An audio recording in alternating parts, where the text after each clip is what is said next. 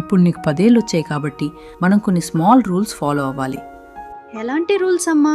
మొదటిది, నువ్వు ఏడవటం వల్ల అన్నీ సాల్వ్ కావు. ఏదైనా ప్రాబ్లం ఉంటే క్లియర్ది చెప్పాలి, ఏడ్చి సాధించకూడదు. That is called communication. రెండవది, నీ హోంవర్క్ నువ్వే చేసుకోవాలి, వేరే వాళ్ళ మీద డిపెండ్ అవ్వకూడదు. నీకేమైనా డౌట్స్ వస్తే హెల్ప్ అడగాలి. That is independence. మూడవది, బొమ్మలతో ఆడుకున్న తర్వాత వాటిని ఎక్కడ తీసావో అక్కడే పెట్టాలి. That is being organised. నాలుగవది, బ్యాడ్ వర్డ్స్ అస్సలు వాడకూడదు. That shows respect. ఐదవది, నువ్వు తప్పు చేసినప్పుడు మనస్ఫూర్తిగా క్షమాపణ చెప్పాలి. That is responsibility. ఆరవది, తెలిసిన వాళ్ళని చూసినప్పుడు మంచిగా పలకరించాలి. That is good manners.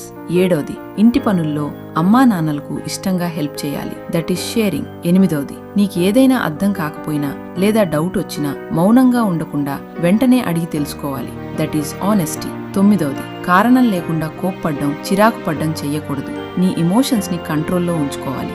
పదోది, ప్రతిరోజు కొత్తగా ఏదైనా నేర్చుకోవడానికి ప్రయత్నించాలి. That is growth. సరే నాకు అర్థమైంది. Very good.